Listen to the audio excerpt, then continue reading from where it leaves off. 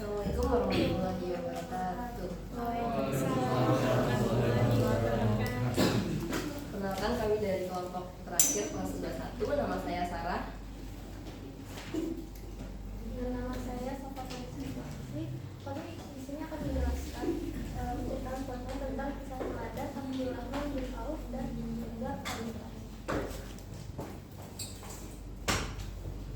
Siapakah Abdurrahman bin Auf itu? Jadi beliau adalah sahabat Nabi Muhammad SAW yang dikaruniai kekayaan yang berlimpah.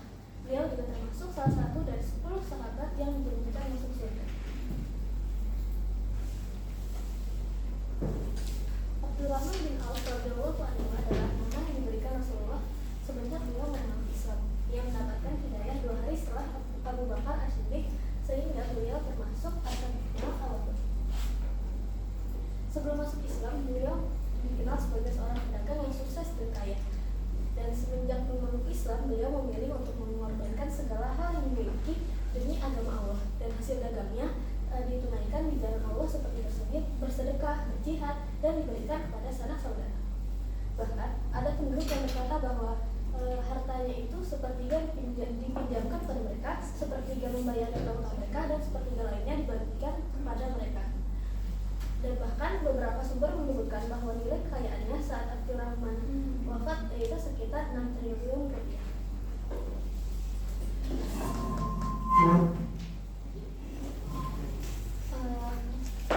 Ini adalah kisah kedermawanan Abdurrahman bin Auf. Suatu ketika Rasulullah SAW berkata, Abdurrahman bin Auf akan masuk surga terakhir karena dia terlalu kaya, sehingga hisabnya akan paling lama.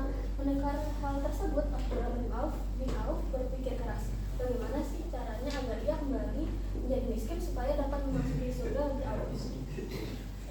Suatu hari setelah perang Tabuk, kurma yang ditinggalkan para sahabat di Madinah menjadi busuk sehingga harganya menjadi jatuh. Mendengar hal tersebut, Abdurrahman bin Auf langsung menjual semua harta yang ia punya untuk membeli semua kurma busuk milik sahabat dengan harga normal. Semua sahabat bersyukur dan sangat gembira karena kurma mereka yang busuk itu bisa dijual. Begitupun Abdurrahman bin Auf yang amat senang karena ia berharap akan jatuh miskin. Namun tiba-tiba ada seorang yang datang dan mengaku berasal dari utusan Yaman. Dia memberitakan bahwa dirinya sedang terkena wabah penyakit menular dan hanya kurma busuk itu salah satu-satunya obat yang bisa menyembuhkan dari penyakit menular itu. Akhirnya utusan Raja Yaman itu memborong semua kurma milik Abdurrahman bin Auf dengan harga 10 kali lipat dari harga kurma biasa. Di saat itulah Abdurrahman bin Auf merelakan semua hartanya agar ia jatuh miskin, dan di saat itu pula Allah memberikan keberlimpahan harta berkali-kali lipat untuknya. Dari kisah tersebut kita bisa menyimpulkan bahwa terdapat banyak sekali keistimewaan dan keteladanan yang dimiliki oleh Abdurrahman bin Auf radhiyallahu anhu. Yang pertama itu mengenai keistimewaannya, itu beliau ini termasuk sahabat yang masuk Islam sangat awal atau as-sabiqun al-awwalun. Salah satu dari 6 orang yang ditunjuk Umar bin Khattab untuk menjadi khalifah sesudahnya, dipercaya Rasulullah untuk berfatwa di Madinah padahal Rasulullah saat itu masih hidup. Terlibat dalam berbagai perang seperti perang Badar dan perang Uhud. Diamanahkan Rasulullah untuk menjaga kesejahteraan ummahatul mukminin atau para istri Rasulullah, menyumbangkan separuh hartanya sehingga didoakan khusus oleh Rasulullah pernah menyumbangkan seluruh barang yang dibawa kafilah dan gerangnya. Padahal kafilah ini membawa barang yang diangkut oleh 200 wanita. Dan beliau juga menyantuni para pejuang perang Badar. Adapun keteladanan dari Sayyidina Abdurrahman bin Auf ini itu memiliki watak yang dinamis, yaitu beliau mampu menyesuaikan diri dengan cepat, sangat pemurah dan dermawan, zuhud terhadap jabatan dan pangkat, dan berhati-hati dalam berdagang.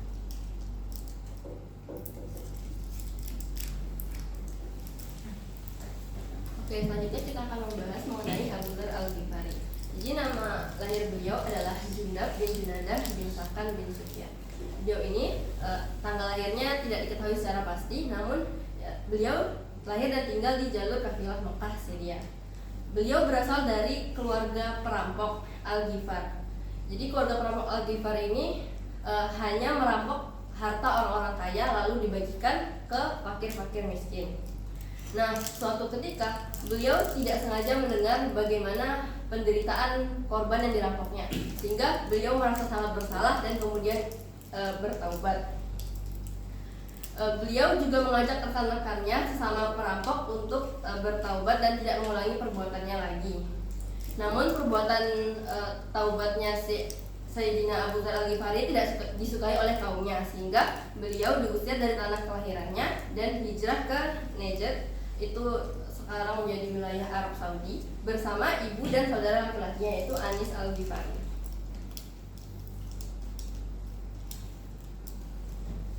Nah, bagaimana perjalanan dari Sayyidina Abu Dzar Al-Ghifari ini masuk Islam? Jadi sebelum Abu Dzar Al-Ghifari ini diusir, saudaranya itu Anis Al-Ghifari ini baru pulang dari Mekah.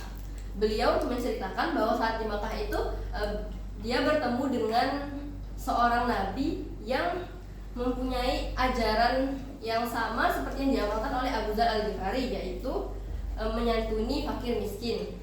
Dan nabi ini juga sangat mengecam bagi orang-orang yang tidak memperhatikan kesejahteraan anak yatim dan fakir miskin. Mendengar itu, Abu Dzar Al-Ghifari ini semakin tertarik dengan ajaran yang dibawa oleh nabi tersebut. Kemudian Abu Dzar Al-Ghifari pergi menuju Mekah, dan di sana beliau dibimbing langsung oleh Rasulullah SAW untuk melafazkan kalimat syahadat. Beliau melafazkan kalimat syahadat itu langsung di depan Ka'bah. Padahal pada saat itu suasananya lagi mencekam, di mana orang-orang musyrik itu lagi sangat memusuhi penganut agama Islam. Namun beliau nggak gentar gitu. Setelah mengucapkan 2 kalimat syahadat, beliau disiksa oleh kaum musyrik Mekah sampai tubuhnya berlumuran darah. Namun beliau tidak putus asa, malah beliau balik ke kampungnya dan mengajak Bani Al-Ghifar itu untuk masuk Islam juga.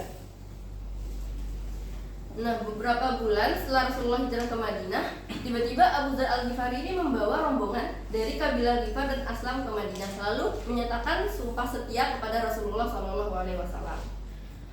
Abu Dzar Al-Ghifari ini juga termasuk salah satu sahabat yang tergolong sebagai as-sabiqunal awwalun, atau orang-orang yang pertama masuk Islam.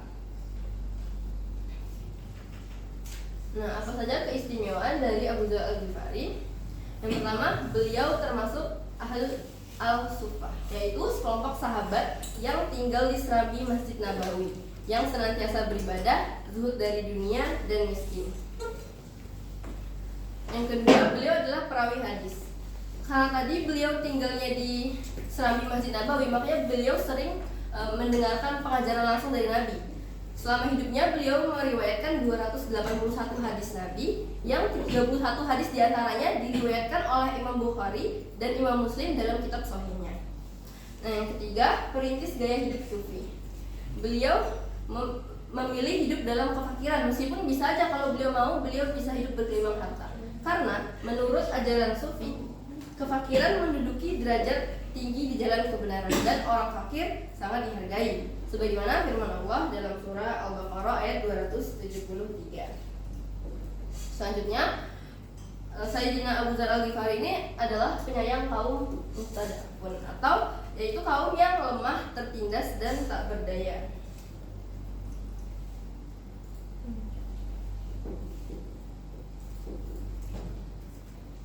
Oke. Selanjutnya, keteladanan Abu Dzar Al-Ghifari. Yang pertama tadi sudah disebutkan bahwa beliau ini sangat peduli terhadap kaum duafa. Salah satu bentuk kepeduliannya adalah beliau ini tidak sepakat dengan pendirian Baitul Mal atau pemedaraan negara yang didirikan pada masa Khalifah Utsman bin Affan untuk mengurus harta umat Islam. Karena beliau khawatir dengan adanya Baitul Mal tersebut akan terjadi perampasan harta umat Islam dengan dalih untuk harta di jalan Allah. Yang kedua, beliau ini sangat sederhana. Jadi setelah umat Islam dan pasukannya berhasil menaklukkan Mesir, beliau dan para pasukannya itu mendapatkan tanah di wilayah Fustat. Namun beliau memilih meninggalkan bagiannya dan tetap tinggal di Hijaz. Nah, yang ketiga, berani meluruskan penguasa. Saat berada di Damaskus, beliau melihat Khalifah Muawiyah itu sedang bermewah-mewahan dengan membangun sebuah istana. Dengan tegas dan berani, beliau menegurnya. Beliau berkata seperti ini: jika engkau membangun istana ini dengan uangmu sendiri, maka engkau berlebihan. Tapi jika engkau membangunnya dengan uang rakyat, maka engkau pengkhianat. Selanjutnya, beliau ini juga meluruskan Khalifah Muawiyah bin Abu Sufyan yang saat itu beliau nilai terlalu mengutamakan kaum-kaum borjuis dibanding memikirkan kesejahteraan kaum-kaum yang duafa dan fakir miskin. Keberanian dan ketegasan beliau ini juga mengilhami tokoh-tokoh besar lainnya seperti Al-Hasan Basri, Ahmad bin Hambal, Ibnu Taimiyah dan lainnya.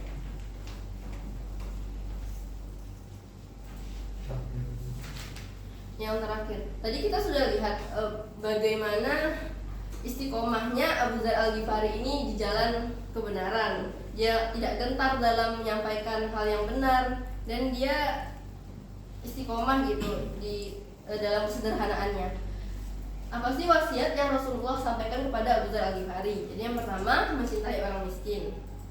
Kita lihat dari banyak tindakannya tadi, beliau sangat mengutamakan berbagi harta dengan fakir miskin. Yang kedua, lihatlah orang yang lebih rendah dalam hal materi dan penghidupan. Yang ketiga, menyambung silaturahim. Yang keempat, perbanyaklah ucapan la haula wala quwata illa billah. Yang kelima, berani berkata benar meskipun pahit. Yang keenam, tidak takut celaan ketika berdakwah di jalan Allah. Dan yang ketujuh, tidak meminta-minta. Nah, dari perjalanan hidupnya Abu Dzar Al-Ghifari ini kita dapat mengambil satu pelajaran bahwa kalau kita emang bersungguh-sungguh ingin berubah menjadi lebih baik, Allah pasti akan tunjukkan jalannya. Dilihat dari pada saat Sayyidina Abu Dzar Al-Ghifari ini diusir dari tanah kelahirannya, beliau malah bertemu dengan Rasulullah dan menjadi salah satu as-sabiqul awwalun yang sangat taat